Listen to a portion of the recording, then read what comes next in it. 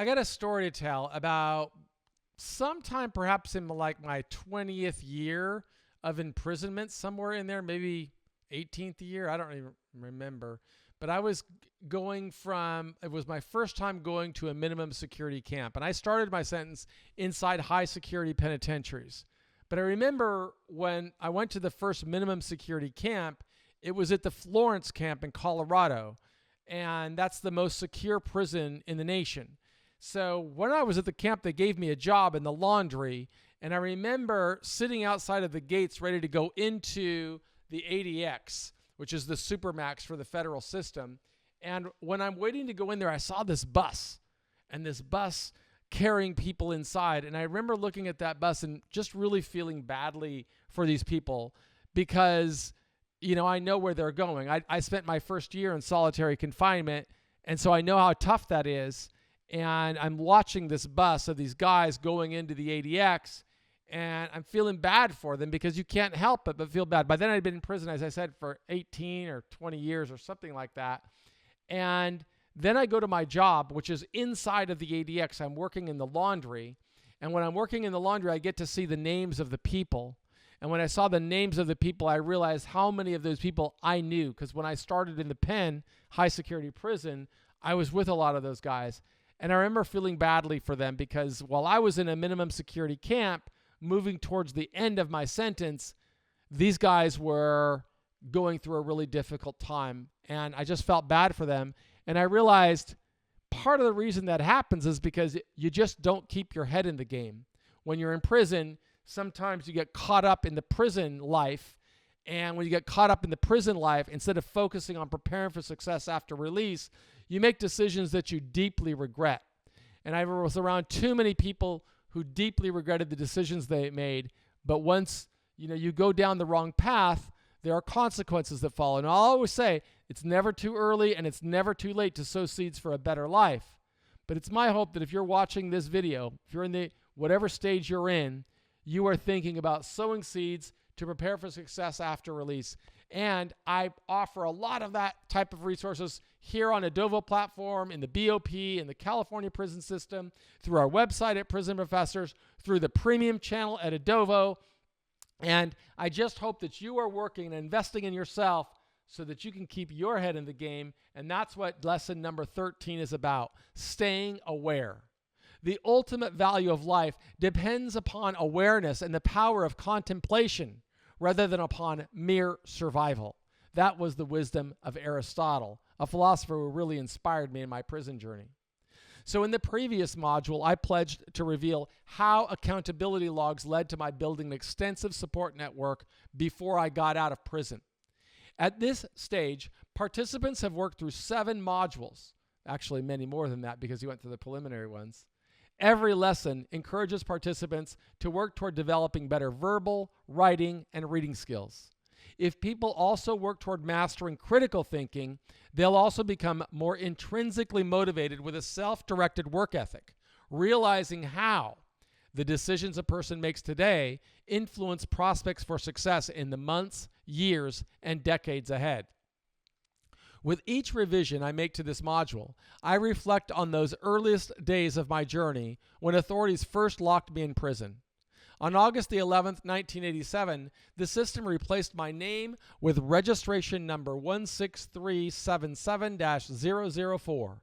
And for the first several months, I fantasized about getting out instead of reflecting on the bad decisions that led to my criminal charge.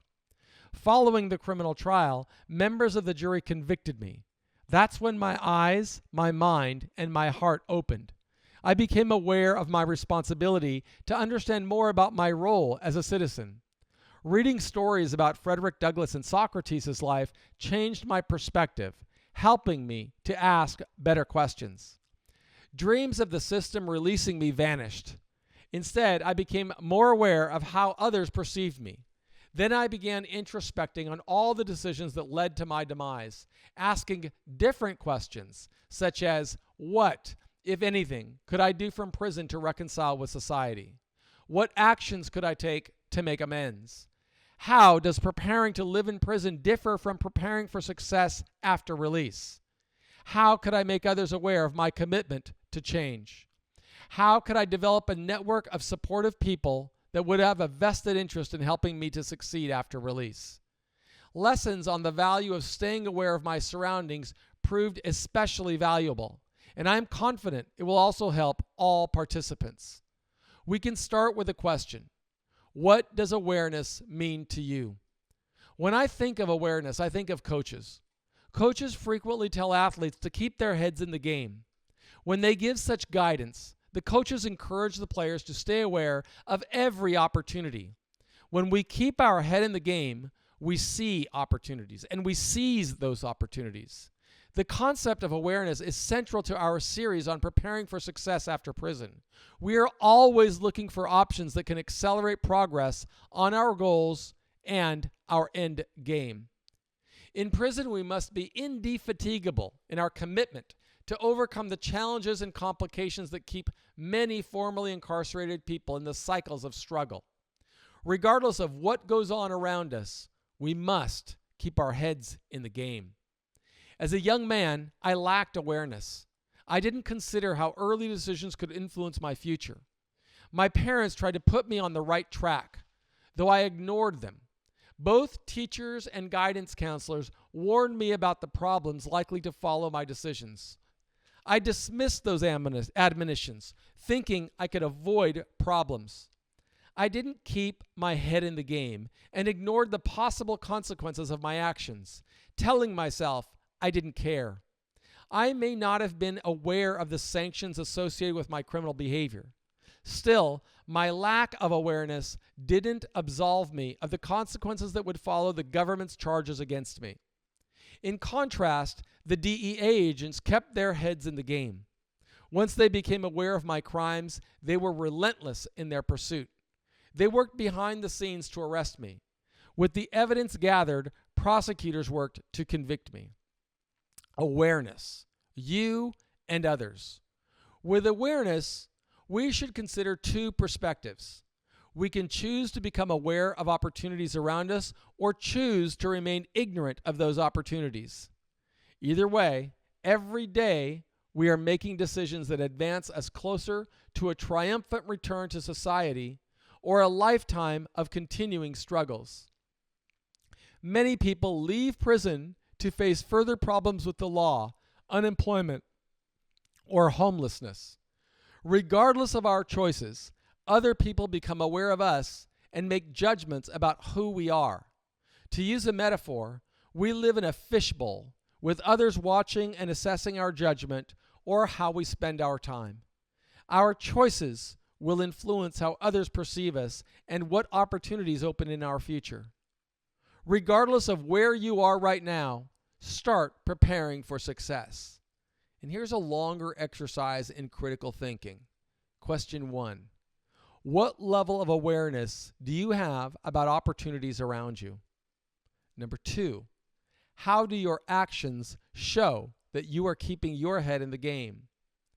3. How will your decisions influence your future? Your responses to those questions influence how others perceive you. Based on what other people see, they become more aware of who you are and whether you are a worthy candidate for their time and attention. Your daily choices and behavior determine whether other people will want to invest time, energy, or resources to help you develop. Consider the wisdom of Zig Ziglar, a mastermind who developed training materials for sales professionals. Zig Ziglar said, "If you can help other people get what they want, you can get everything you want." A person who is less committed to preparing for success may show signs of being intellectually lazy. In prison, I frequently heard others say, "There aren't enough programs here," or "No one cares about rehabilitation." Well, it gives us another opportunity for some critical thinking questions. Here's another one. How do your daily activities relate to your values and goals? 5. In what ways do my actions show that I want to succeed upon release? 6. How would a well-developed release plan show my commitment to succeed? 7. What accountability metrics can I show that I adhered to my release plan? Since my release from prison, I have spoken to many audiences. When giving presentations in universities or professional conferences, I strive to help influential people understand why we need to collaborate in ways that will improve outcomes of justice-impacted people. Frequently, I refute arguments from people who tell me that others cannot do what I did. My response is always the same. Anyone who served time with me could have opened the same opportunities that I opened. The only difference is that Socrates, Frederick Douglass, Nelson Mandela, Viktor Frankl, Mahatma Gandhi, and Malcolm X inspired me. They helped me grasp the importance of keeping my head in the game. Leaders like Bill Gates and Steve Jobs helped me understand the power of being aware of opportunities and making others aware of me. I offer examples to show how being aware changed my life, hoping others will see the value of introspection and projection. Sowing seeds with awareness. As described in earlier lessons, I started selling cocaine after high school. A jury convicted me, and a judge sentenced me to serve 45 years. I kept my head in the game from the start of my sentence because I didn't want to repeat the same types of bad decisions that I had made when I was in school. The custody and classification system that the Bureau of Prisons developed had a scoring system. Among other factors, the scoring system considered sentence length and offense type. Based on my sentence length and high severity offense, administrators designated me to serve my sentence in a high-security United States penitentiary. During my first meeting with the unit team, I asked whether I could ever transfer to a lower security prison. Based on my sentence length and offense, the unit manager told me that I would remain in high-security prisons until my release. He judged me based on the papers before him, but he did not know the depths of my commitment to preparing for success. Decisions while in prison led to my gradual transition to medium security, low security, and minimum security camps. When we keep our heads in the game, we become aware of opportunities we can seize or create. As described in Earning Freedom, Conquering a 45-Year Prison Term, we can convert our adversaries into advocates when we make others aware of our commitment to change. Besides avoiding problems while in prison, I also prepared for a better future. By training, I opened opportunities to grow and orchestrate a pathway that I anticipated would lead to success. I was always aware of opportunities that I could seize.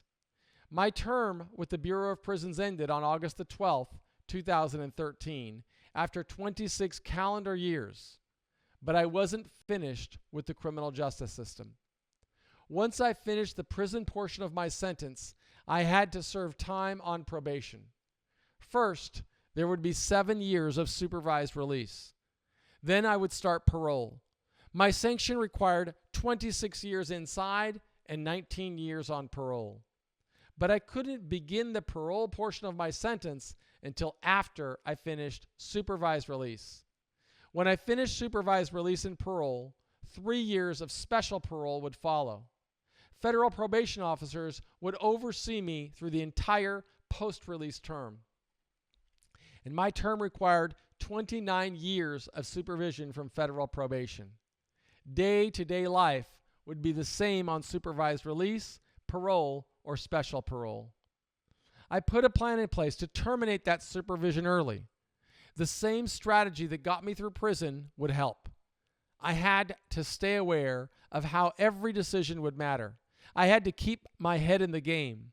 I stayed mindful of what I could do to make myself a good candidate for relief. I also stayed aware of the efforts I could make to earn support from others. I couldn't control what others would do, yet by being aware, I could always keep my head in the game. I could create ways to make my case stand out in a more favorable light. So there's a double concept. Each previous lesson only had one concept to grasp. With awareness, we need to consider two perspectives. We can make different choices, yet each option comes with a cost. If we assess the cost, we can make the best choice. we should remain aware of how each choice relates to our prospects for success or the threat of failure. Our choices make others aware of us. They see how true we are to our values and goals. As a result of our work, they begin to believe in us. Then they offer to help us on our path. Awareness perspective 1. We become aware of opportunities. Awareness perspective 2. Others become aware of our commitment to success. This is how we're preparing for supervised release. Early in the journey, I identified the values and goals that would characterize my adjustment through prison. I wanted freedom as soon as possible. I wanted to build a career and stability upon release. I would need support from the probation officers supervising my release to succeed. Many years before I finished my term, I began preparing to build a record that would result in the best experience on supervised release. In prison, I stayed out of trouble. A clean disciplinary record would have a positive influence on my probation officer. To validate my preparations for success, I earned 2 university degrees, many certificates, published books, and built a strong support network. In its totality, I hoped my prison record would make a favorable impression on the probation officer assigned to my case.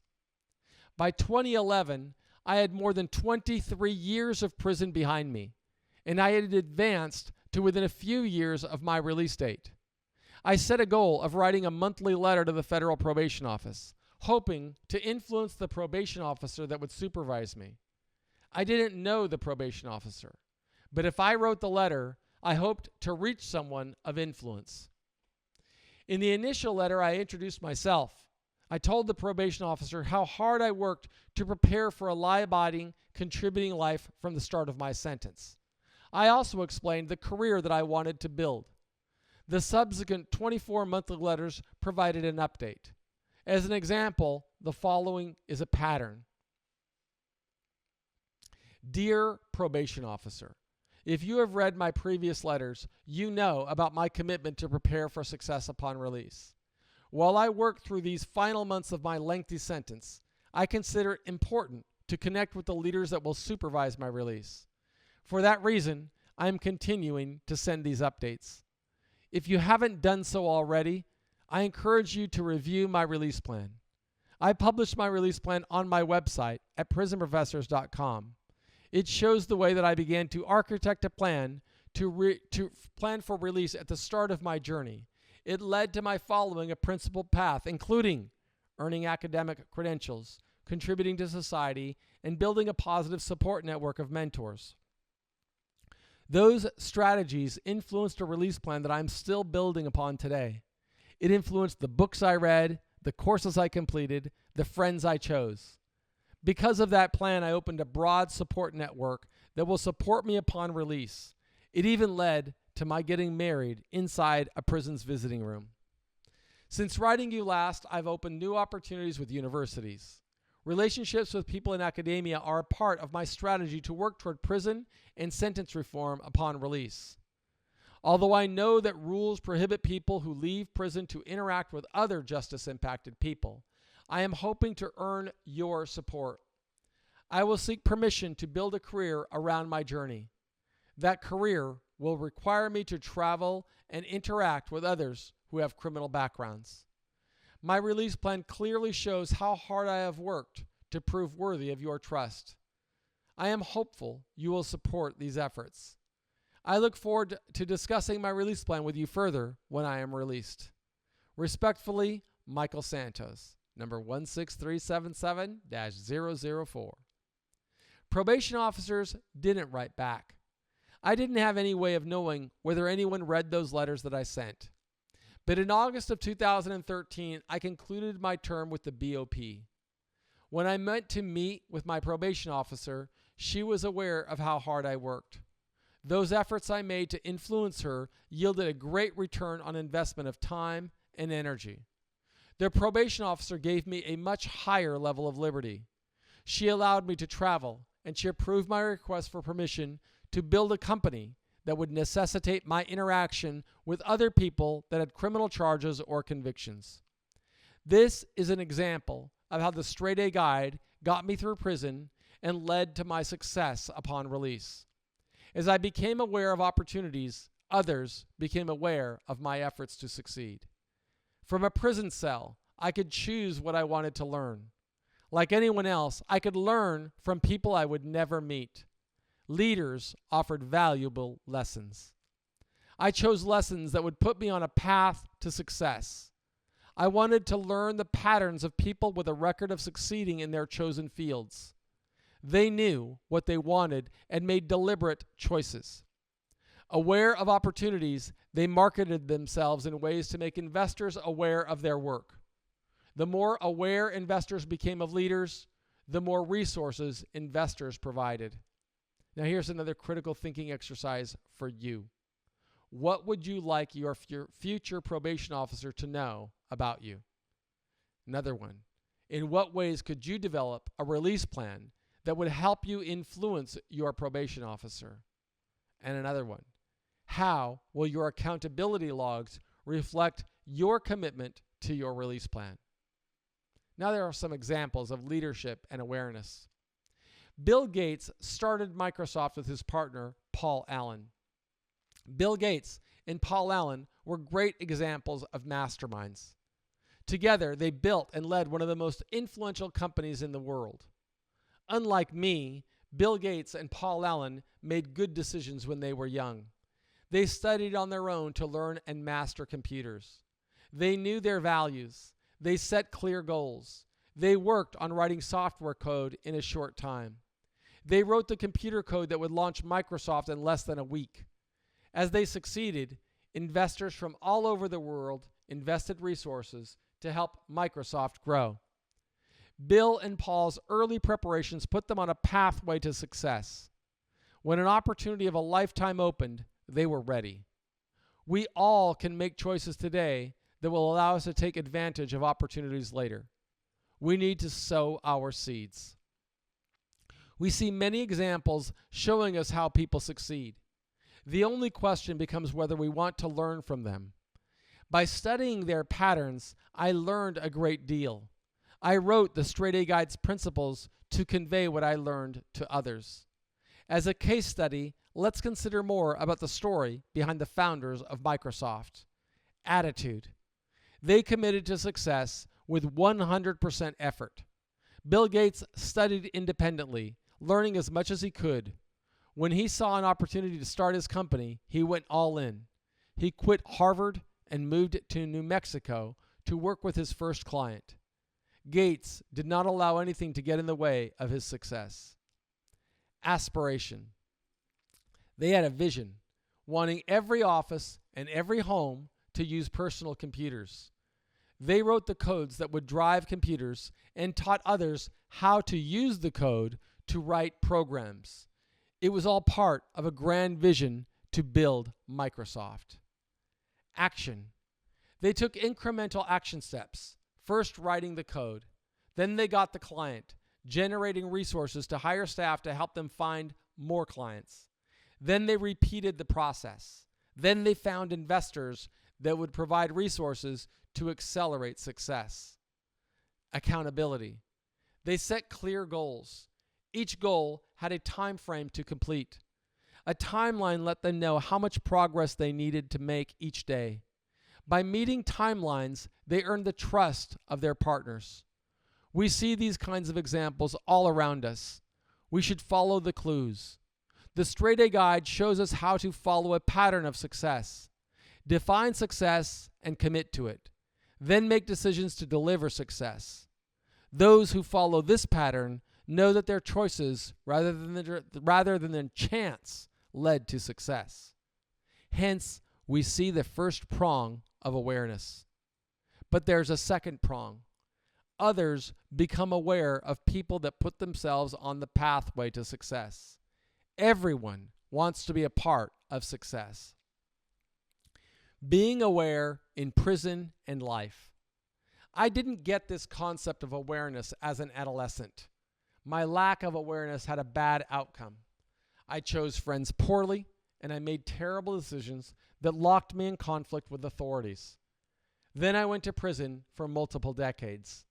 While inside, from the masterminds I studied, I learned that I could step onto a path to success regardless of where I was.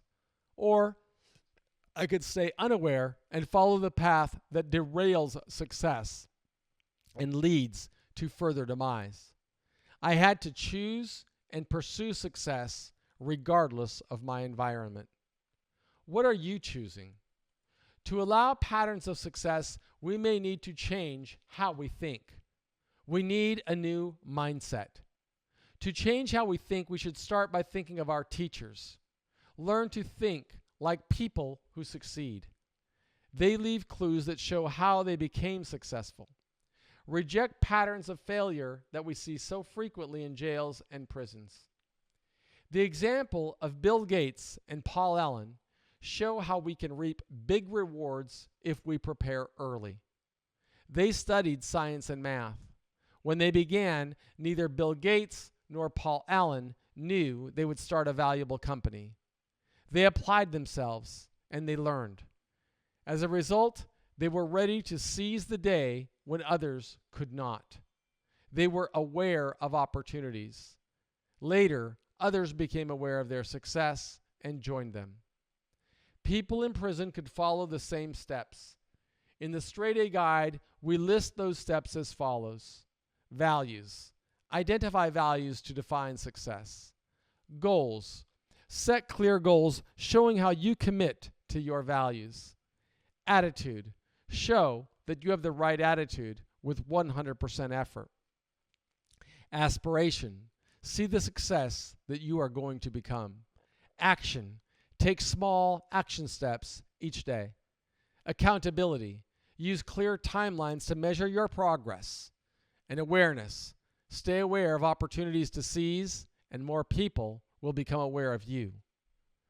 People who follow the principled steps of the Straight A Guide are more aware. They know a lot of negative energy exists in prison, but their mindfulness helps them triumph over that energy. They choose friends carefully, knowing they can control their behavior, but cannot control others' behavior. Accordingly, they make choices that will lessen their exposure to problems. They are aware of the power of each choice they make. The choices they make today put them on a path to success tomorrow, and every choice matters. It's never too early, and it's never too late to start preparing for success. But the earlier we prepare, the more we can accelerate prospect for success as we define it. Leaders know how decisions matter. They understand how actions matter. They are aware of how their choices, their decisions, and their efforts will influence others. Make choices today to prepare for a better life tomorrow. Every decision can affect success. If problems erupt from table games, be aware. Avoid table games. Read instead of playing table games. If sports teams lead to tempers flaring, be aware. Avoid playing on sports teams. Exercise alone or with people who share the mindset of success. If people value seating rules in common areas, be aware. Avoid common areas. Spend time introspecting, thinking about the future you will build. If you follow principled steps, you will become aware of opportunities. Because of your awareness, you can seize upon those opportunities to achieve increasingly higher levels of performance. Simultaneously, others will become aware of your commitment. They too will want to invest in your success. They will help you, assist you, and encourage you. That principle strategy works everywhere. It works in prison and beyond. It worked for all the leaders who inspired me and kept me climbing toward the goals I wanted to achieve through the 9,500 days I lived as a prisoner. The strategy allowed me to return to society successfully. Because I followed the patterns of successful people, income opportunities opened. For example, before I finished serving my term, San Francisco State University hired me to teach as a professor. People provided me with resources to begin investing in real estate. when I was still in a halfway house. By being resourceful while I served my sentence, I influenced the value they perceived in me. The strategy that guided my decisions through prison opened opportunities to build my career upon release. Remember, my pledge to all participants of this course: I never ask anyone to follow any strategy I am not using. The Straight A Guide strategy powered me through prison. It enhances prospects for me to succeed in society, as evidenced by the fact that you can access this course. Imagine the courage it takes for prison administrators to contract with me, a man that served 26 years in prison. By living this guide's values-based, goal-oriented strategy, I open business relationships and income opportunities. I can open deals that few would think are possible for someone with my criminal background. I have received purchase orders from federal judges, probation officers, U.S. attorneys, and leaders of prison systems. Business leaders purchase products or services from companies I build. By keeping myself aware, I always keep my head in the game, and others are aware of the efforts I am making to succeed.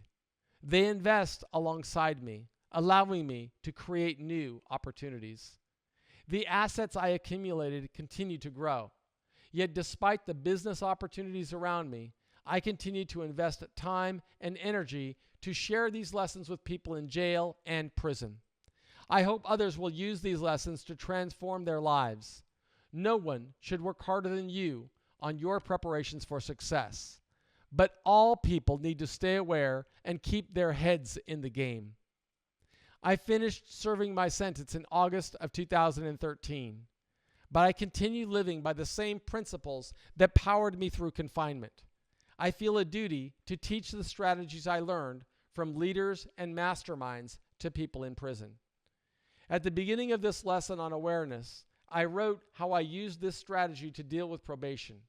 Remember, I began preparing for probation at the start of my prison term. I lived a values-based, goal-oriented life through all the years I served. My avatars influenced me to focus on education, contributing to society, and building a support network. At the end of my sentence, I could show that I made a 100% commitment to preparing for success. I avoided problems in prison. I rejected advice from people that told me to forget about the world outside. Instead, I prepared for my return to society. When I came to the end of my term, I could report my progress to the U.S. Probation Department. By writing the monthly letters from prison, my probation officer became aware of my commitment to succeed. She authorized me to build the career I wanted. She allowed me to travel. I kept her in the loop with all my efforts. After 1 year, my probation officer joined a U.S. attorney in submitting a motion to a federal judge. They asked the judge to terminate my 7-year term of supervised release.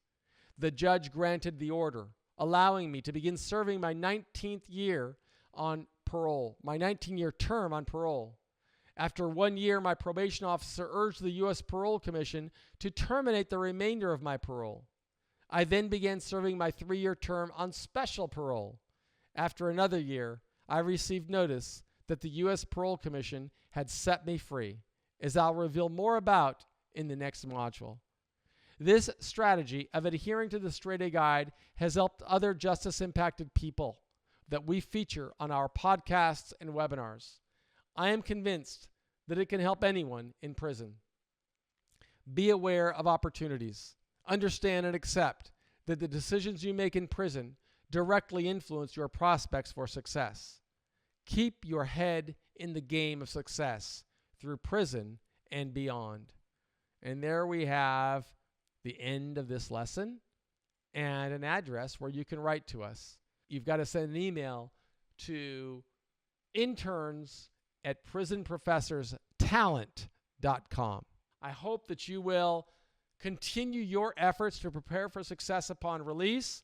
And when you get out, I hope you'll reach out, because I need to profile more people who use their time inside to prepare for success outside.